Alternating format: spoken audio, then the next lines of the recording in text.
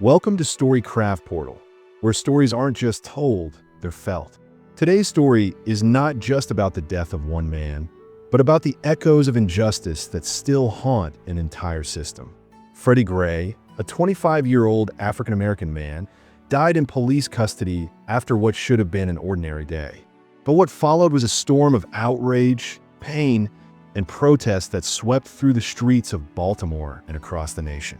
His screams were never heard, yet their echo became a cry for justice that still reverberates. So we ask, when the very system meant to deliver justice goes blind, where do the unheard turn for hope? It was April 12, 2015, just another Sunday in Baltimore, or so it seemed. In the Sandtown-Winchester neighborhood, where abandoned row homes cast long shadows, 25-year-old Freddie Gray made eye contact with a police officer. Within seconds, he ran. The reason? Unknown. Maybe fear. Maybe instinct. But what followed would change the city forever. Officers chased and tackled him. Witnesses say he screamed in pain as they bent him like a rag doll and cuffed him. A knife was found in his pocket, legal under Maryland law, but that didn't stop the arrest. Freddie was thrown into a police van, unbelted, handcuffed, and left to slide inside like cargo. That van would make 6 unexplained stops. What happened in that dark metal box remains one of the most haunting mysteries in modern American history. As the doors of the police van slammed shut, Freddie Gray's cries echoed briefly, then faded into silence. No seatbelt, no medical check, just handcuffs and leg restraints and a cold metal floor. The van pulled away, its path winding through West Baltimore, making stop after stop. At the 4th stop, officers claimed Freddie was irate. But how could he be? Witnesses would later say he already seemed limp. Something had gone terribly wrong, or maybe it already had before the ride even began. By the time the van reached its final stop at the Western District Station, Freddie was unconscious. Not uncooperative, unconscious. His spine was 80% severed at the neck.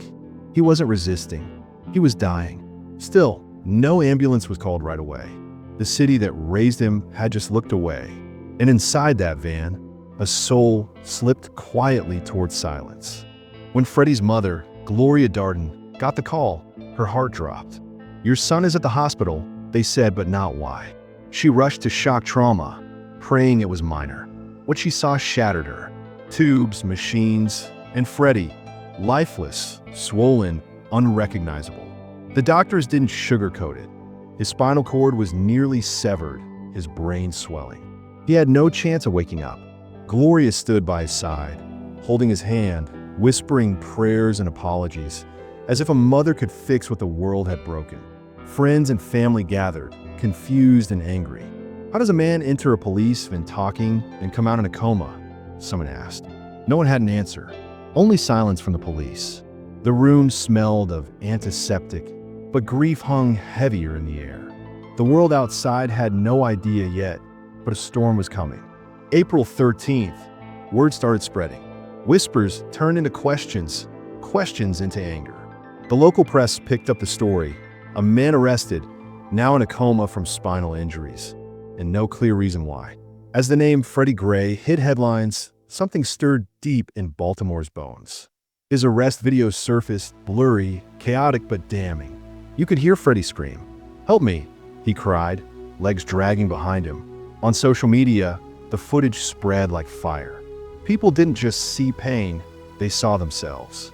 Young black men shared stories of similar rides, similar silences. The community remembered Sean Bell, Eric Garner, Tamir Rice. Another name added to the list. Students marched from schools. Neighbors gathered on corners. Anger simmered beneath every step. The city hadn't ignited yet, but the spark had landed. The people were no longer just watching. They were waking up. By April 19th, Freddie Gray was dead. The announcement hit like thunder. Crowds gathered outside the police station, voices raw with fury. No justice, no peace, echoed off concrete walls. The protests were peaceful at first, but tension sizzled in the air. Lines of riot police faced off against teenagers in hoodies. News vans rolled in. Helicopters hovered above. That night, Windows shattered.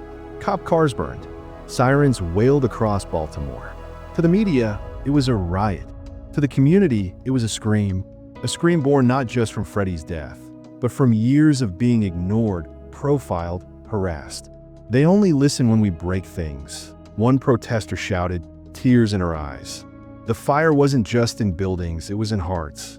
Baltimore wasn't falling apart. It was rising up.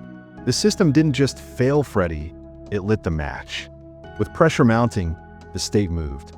Marilyn Mosby, Baltimore's young and bold state attorney, stepped before the cameras. "We have probable cause to file criminal charges," she said. Gasps rippled across the city. 6 officers, 3 white, 3 black, were charged. The most serious, second-degree depraved heart murder. People flooded the streets again, but this time with cautious hope. For once, maybe accountability was coming. But the police union struck back. They claimed innocence, blamed the crowd, blamed Gray. Behind the scenes, defense lawyers worked the angles. Experts debated. Was the arrest even legal? Did the van cause the injury? Or did Freddie hurt himself? The narrative fractured. But on the streets, the truth was simpler. A man died, and someone had to answer.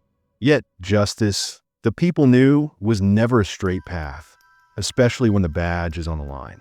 The first officer to face trial was William Porter. The courtroom buzzed with tension. Prosecutors painted a picture of negligence. Porter knew Freddie needed medical help and did nothing. The defense argued he wasn't responsible. The jury listened. The city waited. After days of testimony, the result: a hung jury. Mistrial.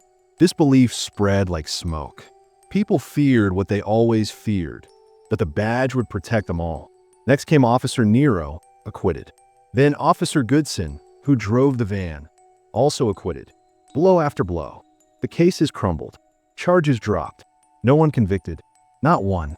The law had spoken, but the people felt unheard. Was it lack of evidence? Or the same shield that has long stood between justice and those who wear a uniform? The courtroom might have been silent, but in the streets, grief turned bitter. To many, the trials weren't justice, they were theater. After the last trial fell apart, Baltimore entered a strange silence. Businesses reopened, streets cleared, but nothing felt the same. Freddie Gray's face was now on murals, t-shirts, and candles burned on corners where laughter once lived. The city promised reforms.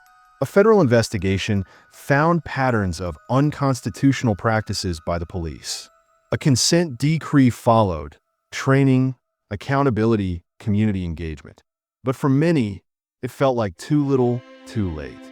Gloria Darden rarely spoke publicly now, but every so often, she'd visit Freddie's grave, laying down a folded newspaper with his name. "Still no justice," she'd whisper. Baltimore kept moving, but something in its soul had shifted. Children walked past where Freddie was arrested, some asking questions, some too afraid. The pain hadn't vanished. It had simply settled in, like the air. The city didn't just remember Freddie Gray. It carried him. Freddie Gray's death didn't end in Baltimore. It rippled across the country. His name became a chant, a symbol, a warning. Protests erupted in cities far from Maryland. Activists demanded more than trials. They demanded transformation. Black Lives Matter surged forward, fueled by grief and rage. In Ferguson, in Minneapolis, in Chicago, the cry was the same: "We can't breathe, we won't forget." Freddie's case became a lesson taught in classrooms, a lyric in protest songs, a symbol in political debates. Yet, behind the movement was still a mother, still a community, still a silence where answers should have been. While police departments nationwide pledged for reform, progress crawled. Another name, another video, another excuse. Freddie wasn't just a victim. He was a mirror reflecting a nation's truth. And for every broken life after his, the world remembered where that ride began, in the back of a van, unseen. The legal case officially closed in 2017. No convictions, no accountability. The officers returned to duty or retired. For the system, the file was marked closed. For the community, it remained wide open. Freddie Gray's family received a civil settlement, $6.4 million. But money doesn't mean a broken spine or a broken trust. Today, Baltimore still remembers. His mural watches over the streets. The corner where he was arrested remains a quiet site of reflection. And in every cry for justice, Freddie's name lives on. The city has changed, slowly, painfully, but the scars remain. For Gloria Darden, every April is a reminder of a sun, of a scream, of a silence. And for the world, Freddie Gray became more than a headline. He became a question we still haven't answered. If justice wasn't served here, where can it ever be found?